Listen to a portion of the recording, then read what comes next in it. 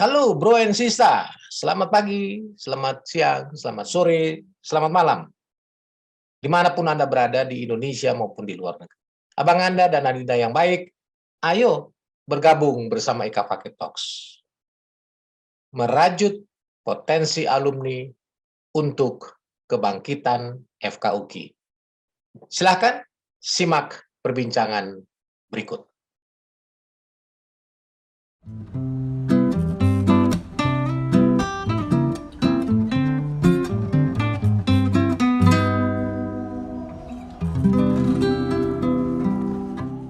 Halo Abang dan Kakak alumni FKUKI sekalian dimanapun berada.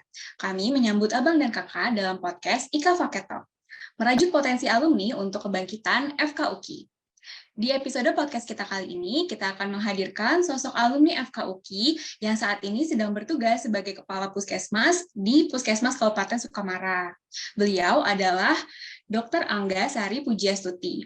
Dr. Angga lahir di Jakarta tanggal 30 Maret 1978. Dr. Angga merupakan alumni dari FKUKI angkatan 2005.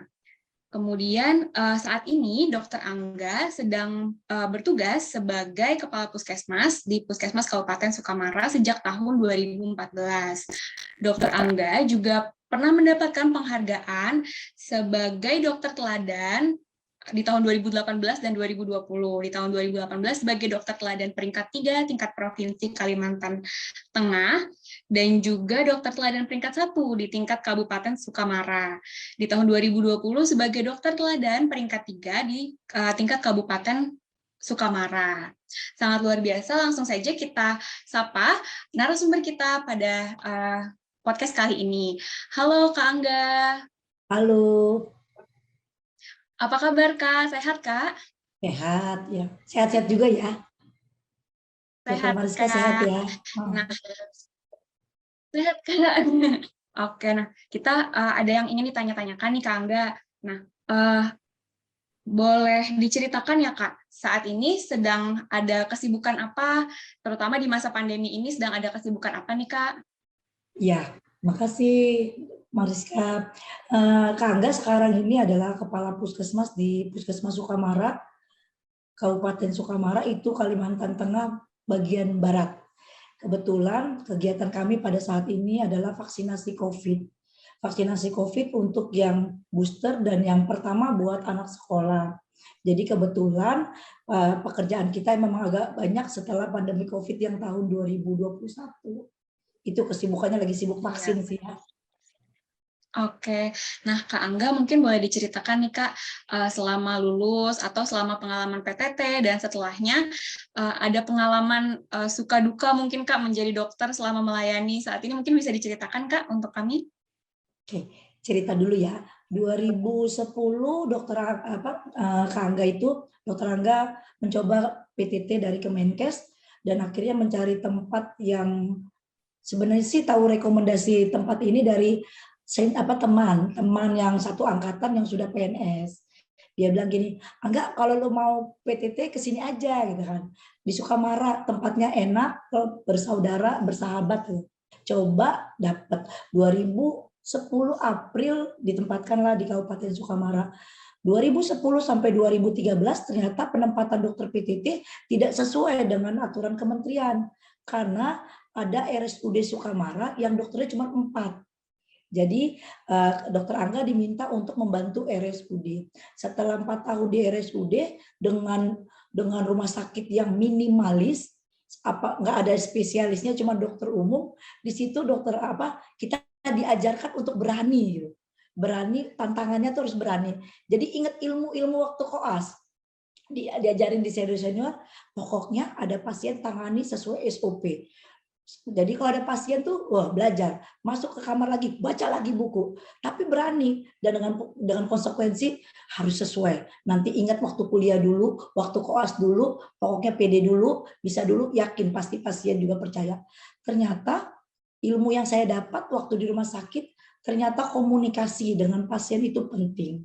Sepinter-pinternya kita, sepinter-pinternya kita dalam teori, ketika kita ketemu dengan pasien, nggak bisa ngomong, percuma. Jadi belajar saat itu ternyata satu, komunikasi dengan pasien dan keluarga. Jadi tuh saat itu Dokter Angga mencoba ngomong ke pasien, ngomong memberikan informasi kepada pasien dan kepada keluarga. Ketika mereka sudah nyaman sama kita, mereka percaya. Percaya Dokter Angga, saya yakin sehat. Nah, itu yang didapat waktu saya di rumah sakit. Yang kedua, dokter spesialis tidak ada. Ketika dokter spesialis tidak ada, saat itu ada kuret. Ada kuret, ada abortus. Coba buka lagi, masuk ke ruangan dokter, buka buku, baca SOP. Mau tidak mau pasien harus ditangani. Kalau dirujuk 4 jam baru ke kabupaten tetangga dikerjakan. PD. Dulu kan kalau di UKI kita harus berani. Terus kita harus yakin, kita harus tahu dengan apa yang kita lakukan. PD. Ternyata setelah kita PD, kita yakin, kita baca SOP-nya, berhasil. Pasiennya ngucapin terima kasih Dokter Angga, terima kasih, lewat. Itu ternyata yang paling utama lagi komunikasi. Jadi di rumah sakit Dokter Angga belajar bahwa komunikasi kita dengan pasien, keluarga pasien nomor 1. Kalaupun pasien itu tidak bisa kita tolong, mereka ikhlas. Mereka bilang akan tidak menuntut. Cuman kami lihat Dokter Angga sudah berusaha. Dan itu buat kebanggaan ya, ternyata komunikasi di rumah sakit itu penting. 2013 saya dipindahkan ke puskesmas. Karena ada ya edaran dari kementerian dokter PTT bisa diangkat PNS asalkan kembali ke puskesmas. Ya udah, jadi Dokter Angga dari Dinas Kesehatan dipindahkan ke puskesmas. Namanya Puskesmas Sukamara di kabupaten juga. Puskesmas perkotaan. Di sini beda ilmu yang Dokter Angga dapat. Kalau dulu di rumah sakit komunikasi ya, itu pendekatan kepada keluarga. Ilmu boleh punya, kalau komunikasi enggak percuma. Tetapi ilmu ada, komunikasi bagus, itu oke. Nah, yang kedua, Dokter Angga itu mencoba untuk pindah ke puskesmas. Sampai di puskesmas bingung. Puskesmas itu sebenarnya promosi kesehatan. Kok banyak pasien yang berobat? Fungsinya puskesmas itu promosi preventif, dan Dokter Angga langsung pusing. Ini beda lagi nih, bukan soal komunikasi lagi dengan pasien, tetapi hubungannya ke masyarakat. Dokter Angga diterjunkan ke penyuluhan. Terus yang kedua posyandu, ketiga langsung puskesmas keliling. Di situ ternyata enak bertualang. Ternyata Dokter Angga langsung menjadi diri sendiri. Mulai mendekatkan masyarakat, ngomong ke masyarakat dengan bahasa mereka. Awal-awal sih bahasa Jakarta ya, mereka bengong. Lama-lama, oh arti ini, tanya apa arti ini, mencoba dengan satu bahasa. Kalau kita sudah mau mendekatkan dengan masyarakat, tahu arti bahasa itu, mereka langsung mau nyambung, hitungannya nyambung. Jadi di puskesmas itu Dokter Angga belajar ternyata komunikasi dengan masyarakat banyak, itu penting. Pertama dilihat ketika kita penyuluhan. Ketika kita penyuluhan, banyak orang hanya terpana dengan dokter. Wah, dokter dari kota gitu kan. Pas dilihat dokter, ternyata kalau mereka nggak ngerti, kita ngomong berkoar-koar. Kalau mereka nggak ngerti, mereka juga akhirnya gitu aja. Tapi ketika Dokter Angga mencoba harus pakai bahasa Sukamara.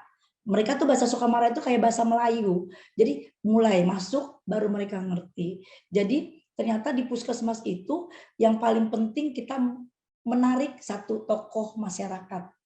Paling enak mendekatkan tokoh masyarakat itu Pak RT, tokoh agama, terus tokoh yang paling tua di situ. Ketika Dokter Angga bisa ngambil hatinya Pak RT, Pak RW, terus tokoh masyarakat, tokoh yang paling tua, ternyata itu membawa banyak keuntungan buat Dokter Angga. Akhirnya ketika sudah mulai dekat dengan masyarakat, mereka welcome. Dan apapun kalau udah kegiatan, dokternya ada nggak? Dokternya turun nggak? Jadi memang ada 2 tempat ya, di mana Dokter Angga bekerja, rumah sakit dengan puskesmas, ternyata pendekatannya berbeda. Ternyata itulah pengalaman waktu dari PTT. Dan akhirnya 2014 Dokter Angga bisa diangkat jadi PNS.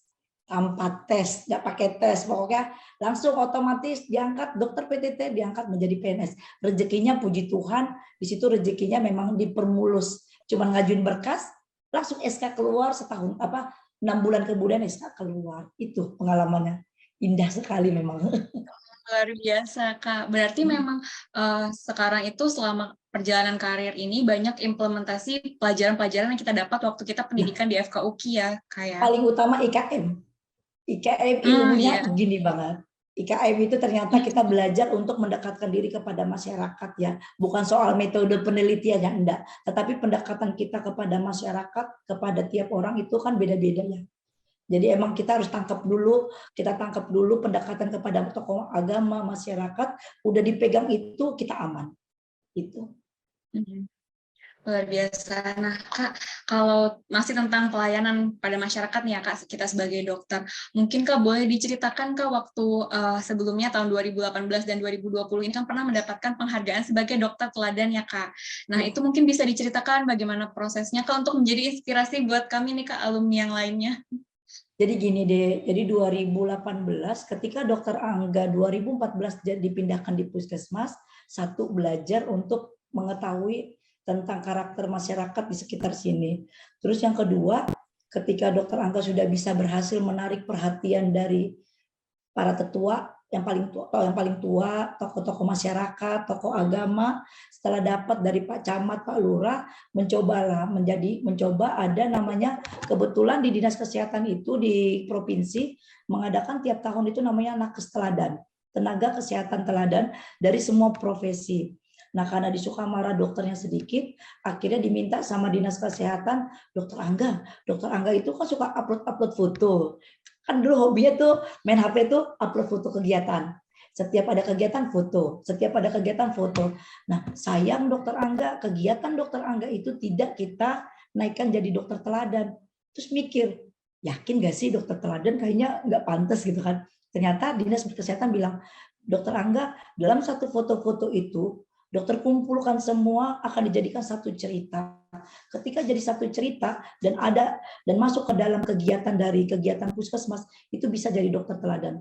Nah, kebetulan saat itu Dokter Angga sudah dekat dengan polisi. Namanya kalau polisi sini namanya Babin Kaptipmas. Dokter Angga sudah dekat sama TNI. TNI itu namanya Babinsa. Terus Dokter Angga sudah dekat sama Pak Camat, Pak Kapolsek, Pak Dan Ramil, terus sama PMI, sama tim relawan. Jadi udah banyak Dokter Angga udah deket-deket sama yang paling seniornya, paling yang pentolannya. Jadi saat itu mencoba. Terus iseng tanya, saya mau coba nih Pak Camat, mau dokter teladan, minta supportnya dong. Apa yang bisa dibantu Dokter Angga? Enggak, buat foto-foto. Jadi kalau ada dokumentasi, ada kegiatan saya nimbrung ya Pak, boleh. PMI, ini Pak PMI, saya mau itu nimbrung, boleh Dokter Angga. Terus Dokter Angga ternyata jadi terkenal, menawarkan diri dengan jadi narasumber gratis. Jadi boleh kalau ada kegiatan kesehatan, Dokter Angga telepon gratis, tidak bayar. Jadi karena itulah mencoba untuk menjadikan dokter teladan. Nah, ketika itu Dokter Angga mengambil satu yang tahun 2018 menaikkan kegiatan dari tim sukarelawan dalam pandemi, dalam menangani kasus penyakit di wilayah kita. Nah, saat itu mencoba, ternyata di Kabupaten Sukamara juara 1. Nah, diminta Dinas Kesehatan, tolong Dokter Angga kita naik ke provinsi, karena Dokter Angga membawa Kabupaten Sukamara. Nah, ketika sampai di provinsi, saat itu ada 5 dokter untuk mengambil juara 1, 2, 3. Nah, ketika itu mencoba lagi mempresentasikan. Ternyata jadi dokter teladan itu harus berinovasi memang. Jadi inovasi Dokter Angga itulah yang kami bawa sampai ke provinsi. Ketika dimajukan ke dalam provinsi, itu kayak kuliah, kayak koas, ditanya-tanya, itu kegiatannya apa, itu ngapain, terus buktinya mana, terus apa buktinya kalau itu berjalan dengan baik.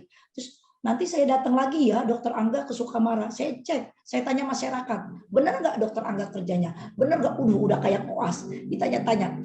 Kita berani karena kita emang mengerjakan, kita tidak fiktif, kita tidak buat macam-macam.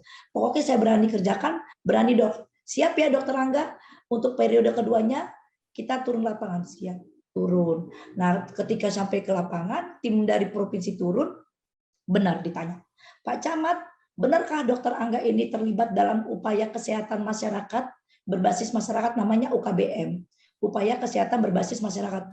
Benar. Apakah Dokter Angga mengikuti kegiatan masyarakat semua? Iya. Ditanya lagi sama Babin Kaptipmas, benarkah Dokter Angga terlibat dalam kegiatan ini? Jadi ternyata dicek. Ternyata apa yang Dokter Angga presentasikan itu dicek sampai kepada masyarakat yang tidak dikenal. ditanya, kenal nggak sama dokter puskesmas dia? Coba saya mau tanya dokter puskesmas yang ibu kenal siapa? Langsung disebut dokter Angga. Nah itu membuat nilai poin kita naik kan. Nah akhirnya dari 2018 jadi juara 3 tingkat provinsi mewakili Kabupaten Sukamara. 2020 dokter Angga mencoba lagi. Ternyata kata Dinas Kesehatan, dokter Angga tidak boleh membuat inovasi yang lama, harus inovasi baru. Kalau dokter Angga mau, kasih waktu 2019. Jadi 2019 merubah lagi polanya. Nah, dokter Angga 2020 mencoba menaikkan tentang dokter kecil, UKS. Nah, saat itu tantangan dokter Angga itu harus mendekatkan semua guru. Harus mendekatkan semua sekolah. Gimana caranya dokter Angga berinovasi, kepala sekolah, guru, anak sekolah, dari SD 1, ada 14 SD harus dokter Angga rangkul. Ternyata berhasil. Minta dukungan, support. Akhirnya dapatlah juara 1 untuk Kabupaten Sukamara. Tidak bisa naik provinsi, saat itu 2010 pandemi COVID. Jadi cuma sampai di kabupaten. Jadi memang dokter teladan itu bukan hanya memberikan apa yang diteladani, tidak, tapi inovasi apa yang sudah diberikan kepada masyarakat. Ternyata berinovasi itu imbasnya ke masyarakat. Kalau tidak ada ke masyarakat, mereka tidak dikatakan inovasi. Yang saya dapat pelajari dari inovasi dokter teladan adalah gimana melakukan inovasi. Kalau kita punya sarana prasarana yang lengkap kan berinovasi enak ya deh ya. Banyak ini, banyak itu. Tetapi kalau kita tidak punya sarana prasarana, tidak punya apapun, tapi kita berinovasi, itulah yang disebut dengan dokter teladan. Kebetulan sarana prasarana memang tidak ada, modalnya cuma modal mendekatkan masyarakat, akhirnya bisa naik jadi dokter teladan. Seperti itu ceritanya deh. Oke Kak, nah menarik nih Kak, berarti memang penting untuk menjadi pribadi yang inovatif ya Kak. Jadi gini deh, untuk menjadikan salah satu dokter teladan kita ini adalah bahwa menjadi nakes teladan, bukan hanya profesi dokter. Apapun tenaga kesehatan untuk dijadikan teladan harus berinovasi, inovatif. Inovasinya itu bukan karena adanya fasilitas sarana prasarana, tetapi gimana caranya ketika fasilitas kesehatan tidak memiliki apa-apa, kita harus berputar untuk berinovasi, untuk memajukan kesehatan di tengah-tengah masyarakat. Di saat fasilitas negara tidak ada, sarana prasarana tidak ada, disitulah kita harus berinovasi. Kalau berinovasi itu otak kita langsung jalan. Nah, inovasi yang dokter Angga dapat adalah inovasi ketika dokter Angga tidak punya apa-apa, hanya bisa mendekatkan orang, mencari informasi, mendekatkan masyarakat untuk mendukung kegiatan kita. Disitulah ternyata dokter Angga bisa membuat satu karya yang menghasilkan kepada masyarakat. Dan akhirnya masyarakat melihat bahwa kita sebagai tenaga kesehatan, khususnya dokter ya, khususnya dokter itu ternyata menghasilkan di tengah-tengah masyarakat, ada untungnya, ada gunanya. Jadi kita bermakna buat masyarakat, berarti buat masyarakat, dan masyarakat pun terlihat ya memang merasakan kehadiran kita gitu. Oke, nah Kak, kita agak sedikit flashback sedikit nih Kak, waktu Kak Angga masih jadi mahasiswa di FKUKI. Ada nggak Kak pengalaman tertentu nih yang masih sangat berkesan sampai masih teringat sampai sekarang misalkan gitu Kak, ada nggak Kak? Ada di UKI itu. Jadi kalau udah ketemu sama, kan ada di sini teman juga cerita. Kalau di UKI itu memang membuat kita mental menjadi mental yang kuat. Kenapa? Dulu kan kita kalau koas tuh gampang nangis. Sama orang tua kan harus belajar, nggak pernah kerja. Dibentak dikit kayaknya udah sensitif gitu loh. Itu tuh bawaan nggak pernah sama orang tua dibentak-bentak. Sementara koas boro-boro disayang-sayang, dibentak-bentak terus, disuruh-suruh terus. Ternyata mental-mental seperti itu membuat kita menjadi mental yang pribadi kuat. Kalau ada orang ngomong kasar, kita udah biasa aja. Kalau kita ada orang ngomong yang menjatuhkan, kalau kita koas, ingat enggak? Kadang-kadang guru-guru kita kan menjatuhkan kita sehingga kita akhirnya, iya ya. Tapi ketika kita jadi dokter ini, dulu waktu kita koas, digitu aja nggak kenapa-napa. Ini belum seberapa waktu koas, katanya. Waktu koas lebih parah gitu. Ngomong kasar dari yang lembut kasar udah kita dengar. Jadi kadang-kadang yang dapat dari dulu kita di kedokteran, saya dapat satu. Menjadi pribadi yang kuat. Terus yang kedua, menjadi pribadi yang berani mencoba. Dulu waktu kita koas bedah, ingat banget tuh di UGD. Ada pasien harus cepat, cekatan. Itu harus itu saya dapat. Cepat, cekatan, terus tidak asal-asalan, sesuai SOP. Setiap ada pasien, setiap ada masalah, cepat kerjakan. Jangan tunda-tunda. Itu yang saya dapat waktu saya koas. Yang ketiga, saya belajar untuk membuat satu bahwa untuk rekam medis, untuk resume, itu harus teratur. Dulu ingat nggak kita kalau anak, dari rambut sampai kaki. Tulis tuh, rambut hitam, mata, wah panjang. Dulu kita berpikir, capek ngerjain. Semenjak jadi dokter di lapangan, udah mulai. Karena kita sudah bermain dengan hukum.